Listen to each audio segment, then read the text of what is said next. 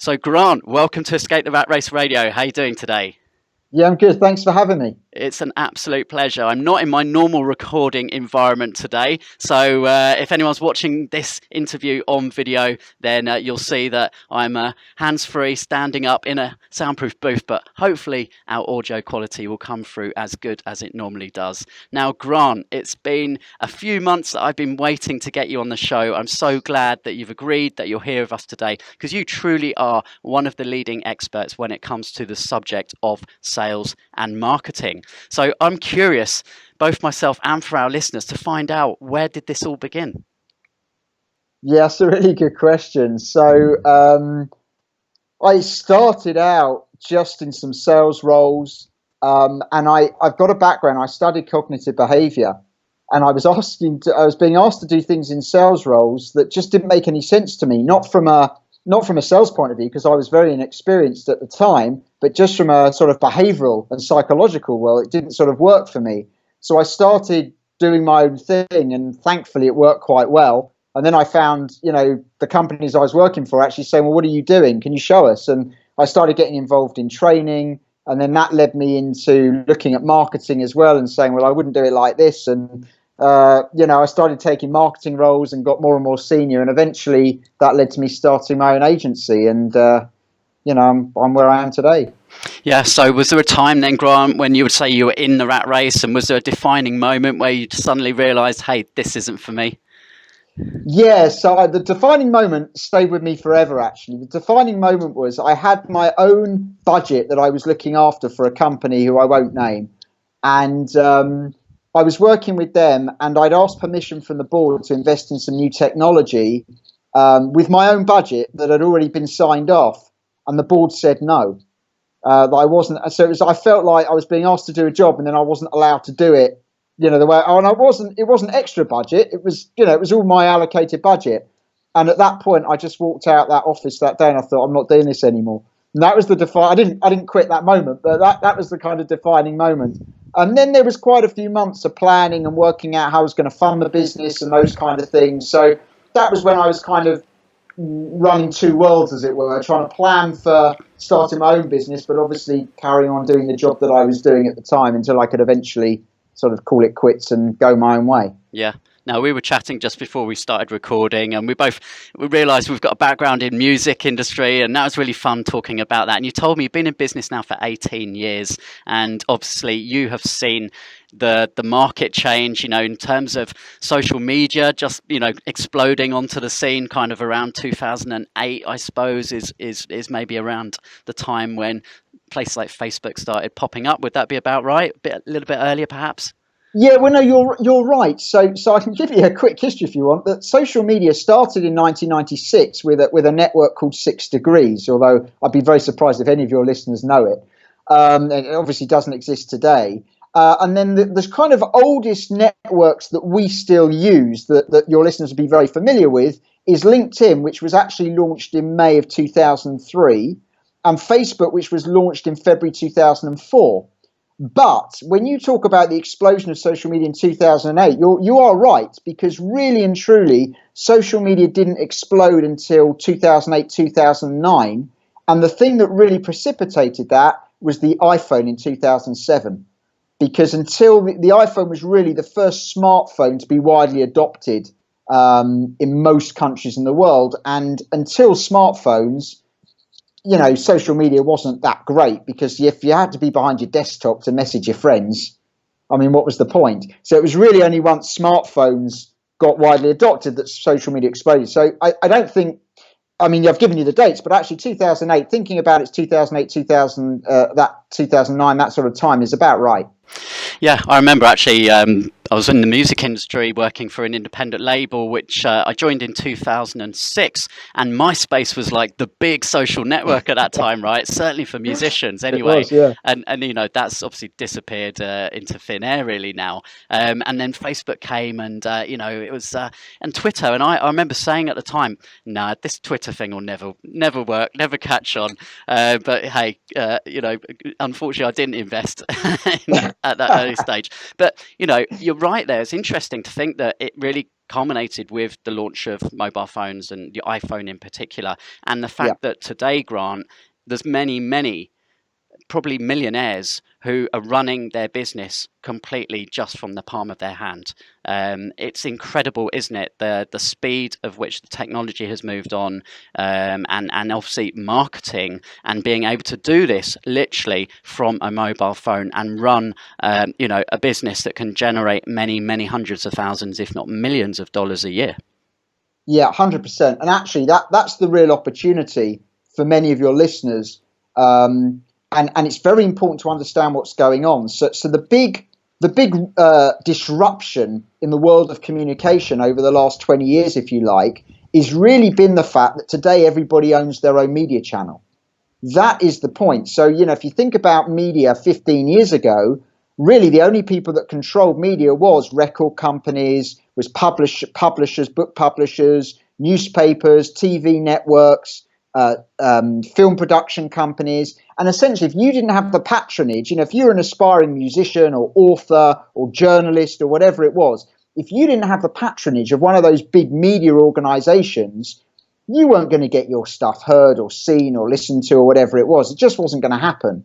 And then with the onset of smartphones and the web and obviously social media, now everybody has a channel to market. And that is an incredible opportunity to put a business together, to have the means of distributing a message and have a value proposition that will work for your customers and to be very successful.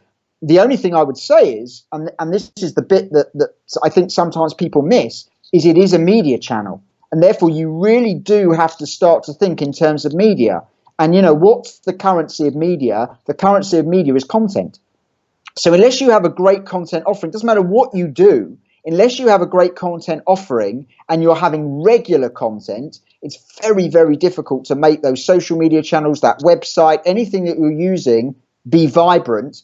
And then the other thing you have to think of yourself, which will appeal to some of your listeners, I'm sure, and probably be abhorrent to others, is that you are now a media personality, because people can come on online and check you out and form an opinion about you in the same way as you used to about famous people without ever meeting you. You think about it as a business person many years ago, unless someone interacted you via fax or email or telephone or face-to-face, people didn't really have an opinion about you. Whereas now they'll go on your LinkedIn or your Facebook or your YouTube, look at what you're posting, look at what you've said about yourself, and they will form an opinion as to whether you're someone worth chatting to or getting in touch with or not. And that gives credible advantages for people, but it's just something people have got to be very mindful of, that they're now kind of running this media business as well as the products and services they're offering. So let's address this one then, because I know probably some people listening now, Grant, are thinking, oh, they're shuddering at the thought of like having to be a face on social media. They just don't want to, right? And that's okay, because we all have different personality types. And, at Escape the Rat Race, we're big fans of Wealth Dynamics, which was created by Roger Hamilton, who is a previous guest. But there's many different psychometric personality tests out there. But, you can't avoid the fact that some people are more introverted and they just simply are so outside of their comfort zone when it comes to doing like a Facebook Live or, putting themselves out there as a personal brand. But if you're building a business in this day and age, like our listeners are wanting to do, how important is it that you embrace this? Yeah, I think it's vital. I just think it's vital because, almost all buying journeys now in the business to business world and in the business consumer world involve some sort of online search. All the statistics from the companies like Forrester and Gartner and other researchers will just tell you how important online is. And in order to make your online work, you have to have a presence. You have to have content, and you have to really be a personality. I'll tell you what's really interesting. If you think about traditional businesses, think about McDonald's or Coca-Cola or those very traditional, very successful businesses. Many people didn't know who the owners or CEOs of those businesses were. Ray Kroc of McDonald's, I don't think many people knew who he was back then. I mean, they've made films about him now, and he's probably more famous now than he was when he was, running the business when he first took it on and franchised the thing. But you think about businesses today, whether it's Jeff Bezos at Amazon or whether it's Mark Zuckerberg at Facebook, even Spiegel at Snap. I think today we do have a more personal view of, businesses. This is meant in a kind way, but I don't think Tim Cook necessarily would have been a household name 20, 30 years ago, because he doesn't necessarily have the same sort of charisma that Steve Jobs had. But I think today we do want a face to those public companies, especially when in a media-driven world, when everybody's got personal media. So I think it has become more important. So let's go through, if you don't mind, Grant, just a kind of, a small mini checklist for people now who are in jobs, but they are wanting to obviously escape the job and start their own business. And perhaps they don't really have much of a public profile right now for them as an individual. Where should they begin? What are some of the social sites, like perhaps a LinkedIn profile, a Google profile, a business page on Facebook? What are the essential kind of 1, 2, 3 that you would advise for someone getting started?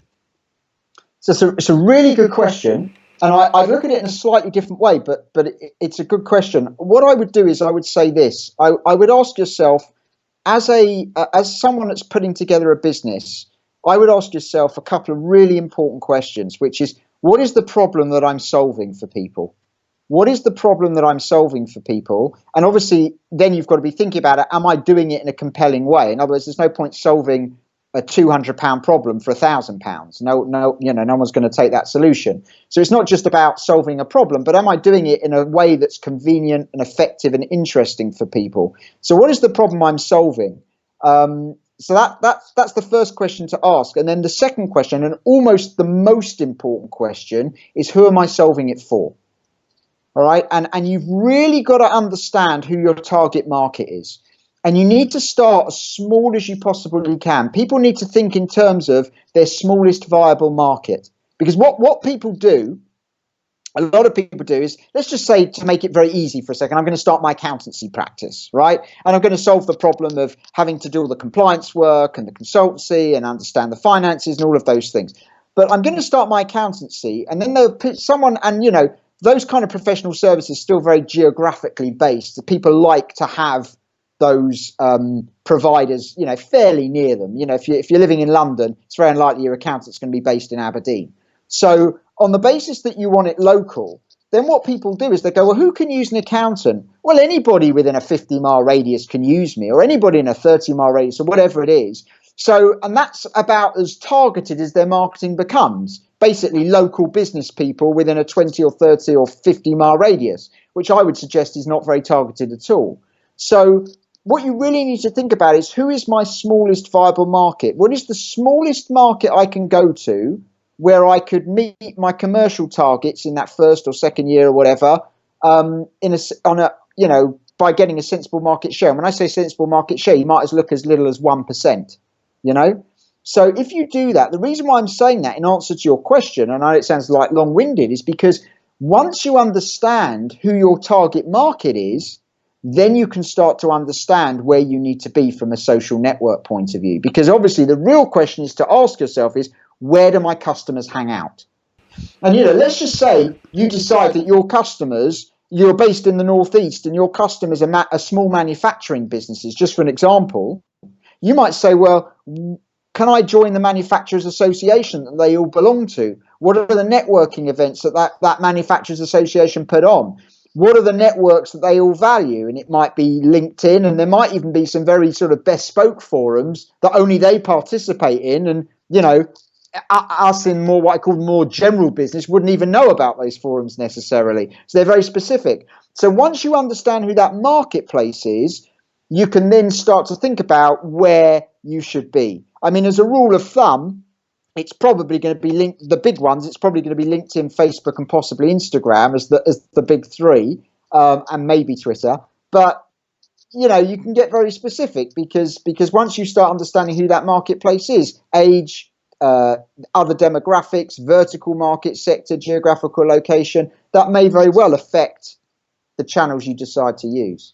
Yeah, that makes sense. I'm glad you brought those two questions up. About really honing in and understanding what the problem is, because I find a lot of people who come to escape the rat race, they're just kind of looking for any opportunity, but almost something to come to them.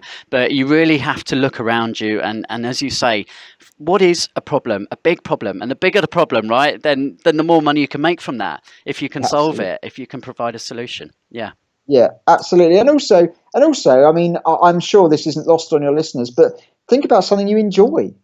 If you're going to escape the rat race, as it were, to do your own thing, then at least make sure it's something you're going to enjoy doing, right? Because, it takes hard work to start a business and make it successful, and you have to put in the hours. I don't think there are many shortcuts. So you really want to find something that floats your boat, that you enjoy, whether it's the subject area, whether it's the type of work that you're getting involved in, whatever it is that is going to be exciting to you and interesting to you about that. But if you can think about what it is that excites me, interests me, and then where's there a problem there that I can help solve, or then I think you're onto something. Yeah.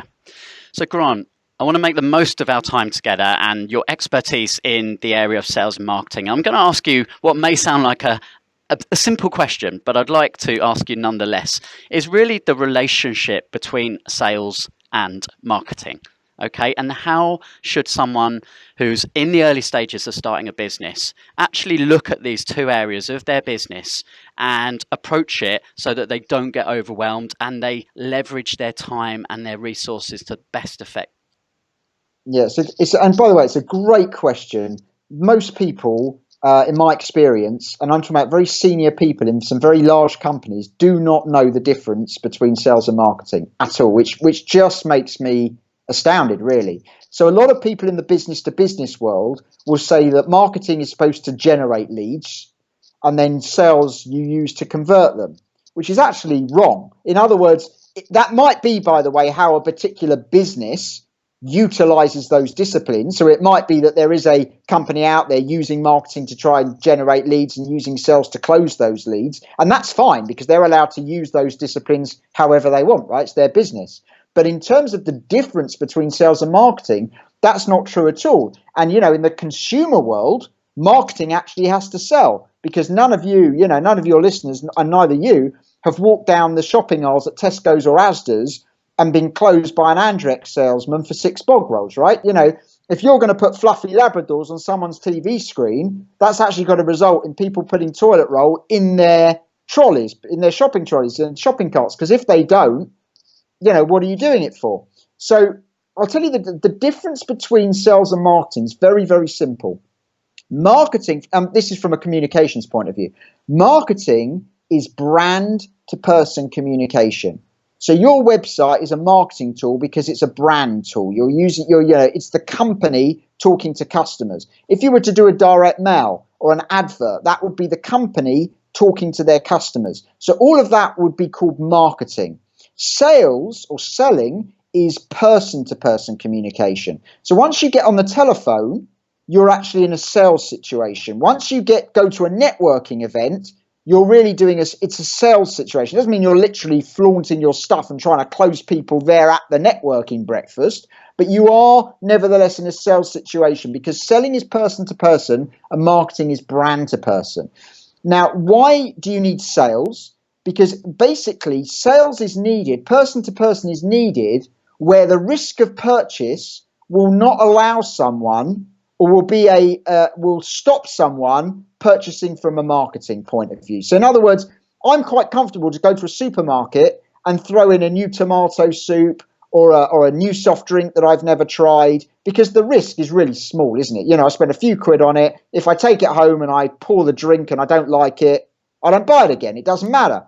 But if you think about it, in the consumer world, some of those big ticket items, people still want the reassurance of a face-to-face meeting. You can buy a car online these days. And if you go to a manufacturer like a Volkswagen, a BMW, a Ford, a Mercedes or whatever, these are reputable companies. And yet still many people want the reassurance of going to a garage and shaking someone's hand and looking into their eyes and, knowing that they're getting a proper product and going to get the service around that.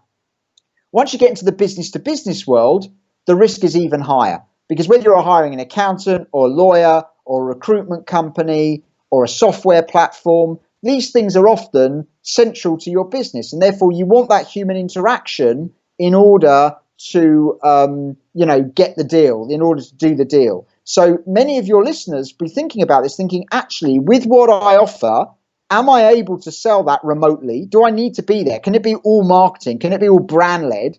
Or actually, if I'm selling a professional service or whatever else, are my customers going to need to interact with me in some way, be it over a Skype call, to be honest, or be it in a face-to-face meeting? Either way, then you need the sales part of that. And then you have to understand, well, how am I going to generate those opportunities? So I would suggest that for many of your listeners, not all of them, but for many of your listeners in the early days of a business, they'll almost have no marketing. It'll all be sales-led, because it'll be about them going to network meetings, meeting people, going to chambers of commerce or whatever, shaking people's hands, getting out there, hustling a little bit and making things happen. And that's very time-consuming, but it's very person-to-person led.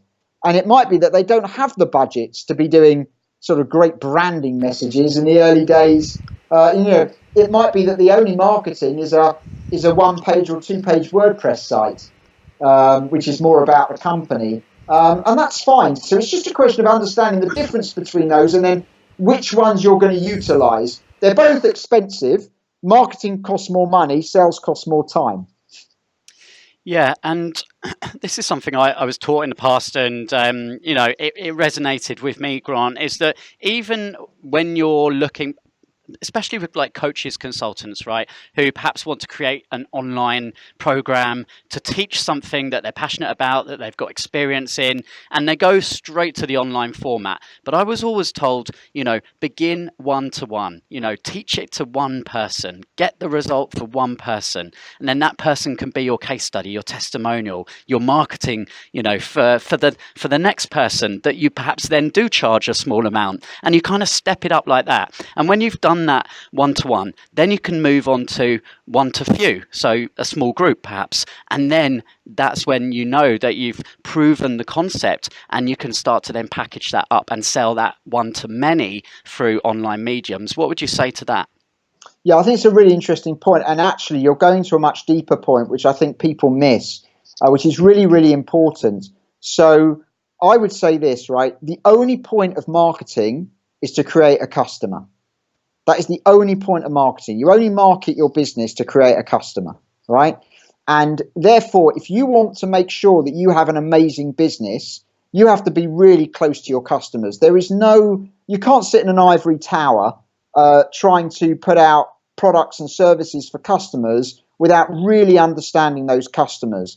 And therefore, what you're saying, I think, you can have an online portal with loads of video and products and training courses and services and all delivered remotely. And it might be amazing and it might make you millions and it's all fantastic. But I would still say you need, as the business owner, to be getting out there and meeting the very people you're dealing with on a daily, weekly basis to understand what's driving them, how the market's changing, what the challenges they're facing, because markets evolve, right?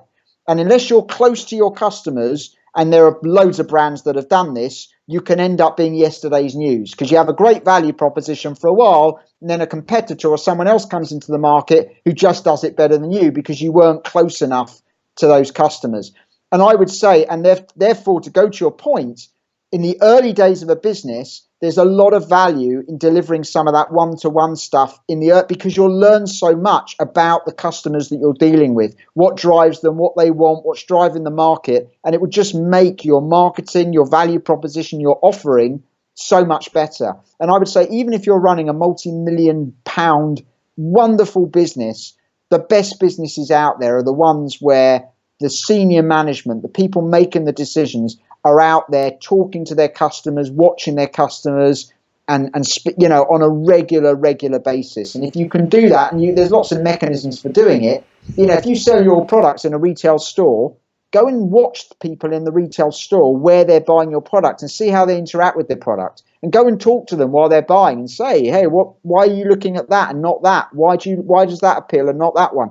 Unless you're very close to your customers all the time, your marketing will become irrelevant. Yeah, we had Xavier Collins as my guest on the previous episode of Escape the Rat Race Radio, Grant, and Xavier was instrumental in the setting up of Deliveroo here in the UK. And I recall reading and seeing somewhere that the owners of Deliveroo still got out there and did deliveries every month just to see how it was for their staff, essentially out on the roads. What was the experience like? What were the customers saying? The processes. So what you've just said there, you've got to stay in touch, haven't you? Yeah, 100%. I learned one of my most valuable business lessons ever when I was 14 years old, and I didn't even know I was learning it. And that was, I don't know if you remember, but in the early days of Virgin, if you bought a business class ticket, they used to give you free vouchers for an economy ticket. And my mother at the time worked for a business where the owner of the business was going to South Korea a lot, and he was getting a load of these vouchers, and they were sort of lumped in his drawer. And my mum was desperate to get hold of them because we got family in America, and she wanted to go and see them and take some of us and some of the children at different times.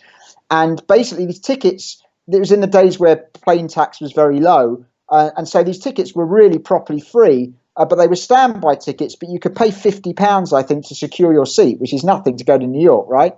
And my mum rang up the Virgin to say, three of us are going, my dad, my mother and myself, and we're going to pay the £50. And the guy at Virgin said, oh, don't bother, madam, the plane's pretty much empty. You're just wasting £150. You might as well just turn up and go standby. So, of course, she said, thank you very much, and did that. Anyway, we got to the airport and the plane was full. Because what had happened is some group booking had come along, and so they only had 2 seats, and my dad couldn't get on the flight. We're only supposed to be going to see my cousin for the weekend, etc., etc. But you know who was walking around at the check-in desk was Branson. Right. Richard Branson was walking around, and he saw what was going on. I mean, he couldn't know what was going on, but he could see the deliberations at the check-in desk, and he came over. And he took the time to find out what had gone on, why it had gone wrong, how it had gone wrong, apart from the fact that he made it up to my parents, and to this very day they still fly Virgin when they can. That stuck with them. But he knew what was going on those counters. Now, how many bosses would have even known about something like that? It's such a small matter in the grand scheme of running a business. But it's those interactions with customers that give you a real feel for what's going on and make sure you're making the right decisions about your company, your offering, your marketing messaging, etc. So you cannot emphasize it enough. You have to stay close to your customer. Yeah, and it's one of the huge advantages when you are small, isn't it? And many of our listeners have probably got Facebook groups. They're building up their start of their communities, and when you've just got your first few hundred people in the group, it's actually a lot more engaged. You know people in there by name, and you find as your social networks grow, your communities grow, it's a lot harder to manage and a lot harder to stay in touch. So, if you're listening now and you're in the early stages, take advantage of that, because it's almost like the glory days, right? Yeah, absolutely. You just got to stay close and learn, and you're always learning, because even if you think you know your customers brilliantly, and I'm sure many of your listeners do, the challenge always is that they evolve. Nothing stays the same, right? Industries change, markets change, offerings change, customer change, cultures change, culture changes. You think about what was socially acceptable 10 years ago and what is today. Think about corporate social responsibility. Think about environmental issues today that are much more important. So, culturally we move on, and that does affect different businesses and their offerings. And therefore, the closer you can be to your customers, the more relevant you make sure you stay. Yeah. So talking about change then. So Grant, you've written 4 books. I believe you got the 5th book out literally last week, is that right? Yeah, just literally just come out last few days. Yeah, in the UK. Comes out in the States in a couple more weeks' time, but yeah. So it's been quite a number of years since you first released the book number 1 to now. So tell us a little bit about that journey of the books, and how you've seen things change, and now how you're obviously publishing that to help people with their own businesses in the area of sales and marketing.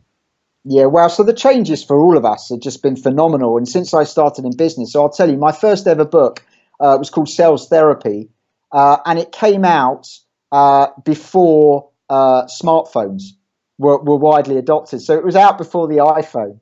So if you just think about that for a minute, social media was in its infancy. No one was really considering it. I didn't really address social media as a big business issue in my first book. Mobile phones existed, of course, but no one was talking about smartphones at the time, and they hadn't really impacted on business. That was book one. And then you saw the explosion with the smartphones and the explosion of social media, as you said earlier, in 2008, 2009, 2010. And how that really changed information distribution and the empowerment of customers who were suddenly using Facebook and then later Twitter to complain. The way that companies have embraced those platforms to use for customer service as well, and the immediacy of what we expect today. If you just think about things like going on a website and getting a chat bot for your frequently asked questions and those kind of stuff. So I think customer expectations are much higher today than they were. The immediacy and the relevance in the context in which, 20 years ago, nothing was contextual, was it, in the way it is today? You've got these sort of random direct mails through for an offering that really wasn't anywhere in your sphere at the time, and you kind of threw it away and thought, that's a waste of my time. Today, you go online and you're doing searches, and because everything's data-led and keyword-led, the sort of promotions that you're getting and the messages you're getting fed are so much more relevant, and we expect that level of, we don't want the data abuse, but we want the relevance, right?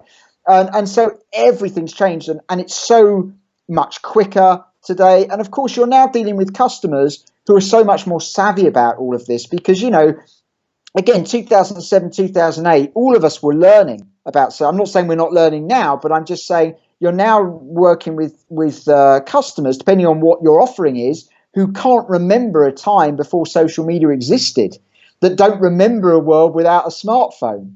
And so their expectations and the way that they're using this equipment is just so much different. And so the changes in a relatively short space of time are just, it's not the change itself, I think, that's an issue, because, the world always changes. It's the speed in which it's happened has been just, phenomenal. Yeah. And your latest book that's out now, The Myths of Marketing. So can you unveil what are some of the top myths that people often, are unaware of? Well, interestingly enough, we've covered one inadvertently already, which is about the whole sales and marketing. The difference between sales and marketing, and people thinking that sales is sort of, closing and marketing's lead generation. And we've talked about that. But myths around brand and what a brand is and what brand achieves, and everybody's got a brand. One of the things I address in the book is that people think if they've got a logo and a name, they've got a brand. And that is simply not the case at all. And we explore that in the book, and then and the way that marketing's just changed in terms of, marketing's just about communications, isn't it? Well, no, it's not. It's more than that. It's about your value offer, because marketing's about creating a customer. So marketing's one of those things. I always think marketing's a bit like football, where because it's so accessible and because we experience it all the time, every fan thinks they can pick a better team than the manager, right? Even though the manager's been paid millions to do it, and you're I'm sitting in my armchair, having not seen the players at training, not knowing the politics, their emotional state, anything else at all, not thought about the tactics that we're playing against the opposition. But I'm sitting there going, why has he picked him? Why has he done that? We're all sort of, we're all commentators when it comes to that. And marketing's a little bit like that, because it's so accessible, because we're all involved in advertising, we receive advertising, we engage with marketing messages probably every single day of our lives. Everybody's then got an opinion, which I think they're allowed to have. Why not? But I think that spurns then a lot of kind of myths and lies and untruths that, because they're repeated so often, people start to believe. And my concern for your listeners would be that doesn't then prevent them from being as successful as they could be, because they're going down a path which it actually isn't the case. And that's why the book's there, really. And the book is there to just say to people that perhaps, well, everybody knows a bit about marketing, but people that are going to take this a bit more seriously, hey, these things aren't true, and this is why, and this is what you really need to be thinking about, just to give people a steer in the right direction. Yeah, and you've kindly given 2 copies, or you are giving 2 copies away to our listeners. So anyone who is checking this out right now, and it isn't yet the 17th of January, because that's when this will close, but they can get a signed copy of the new book from you, Grant, right? Yeah, we're giving away 2 signed copies. So absolutely, before the 17th of Jan, people can apply, and 2 people are going to get a signed copy of the book. That's awesome. So all you need to do is head over to etrr.online/podcast97, and you're going to see the video from today's conversation, and also the opportunity there to pop your name and email and be in with a chance to win one of those signed copies from Grant. So Grant, before I let you go, and it's been such a great conversation today, there's just so many different angles and directions we could take this, but I want to know what's working right now. What are some of the things that you're seeing creeping in? Maybe it's chatbots, maybe it's some other things, but what are some of our listeners should be keeping their eye out for where marketing's going in the next sort of 12 months or so? Yeah, it's really interesting. So a couple of things that I'd say to your listeners, which I think hopefully will be useful for them, is one is think about the immediacy of everything. Everybody wants everything now. And you can't obviously always deliver that, especially when you're a 1-person business or a 2-person business. You know, you can't be by the phone and on your website 24/7. So some of those very basic tools, like a chatbot for basic frequently asked questions, or, you know, automation, just so when someone does a contact us, very simple automated message saying, thank you very much, we've got your message, we'll respond in the next 24 hours, or how it, you know, obviously the less is better, but let's say the next 24 hours. Because what people don't like is the uncertainty. Did they receive my message? Didn't they receive my message? Have they, you know, just getting an auto response that says, got your message, thank you very much, we'll be in touch, automatically puts the customer's mind at ease and, you know, gives them a better experience. So any of those kind of autoresponders, chatbots, very basic tools, nothing really expensive or difficult, but can really make a difference, especially when you haven't got the manpower, as it were, because there is only 1 or maybe 2 of you in the business.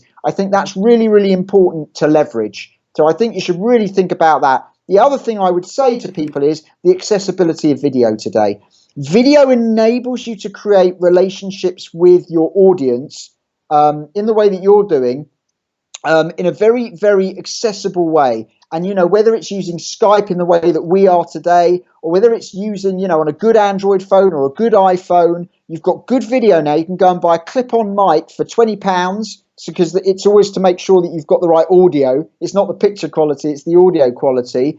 And you're walking around with a camera where you can talk to the camera, put a 1-minute video together, which you can post on social media or post on a LinkedIn profile, post on a website, and really start to create, one, some value for your audience around some insights and information and tips that you can give, but 2, start to develop that relationship with your audience, with your community. And again, you know, you probably virtually most of your listeners, I would imagine virtually all your listeners, are walking around with a smartphone already with a video camera on it. So, you know, for 20 quid investment of a mic, they've suddenly got a really powerful relationship building tool with their audience as well. So that would be something else that I'd really think that they should try and utilize. Yeah, I agree. And we talked earlier about, you know, some people just not feeling comfortable, but you know what, if you're a business owner, if you're an entrepreneur, you got to push out, you got to push through that comfort zone. And exactly. You know what I say, Christian, it's very, very important. If you think about this, and I think your listeners should think about it like this,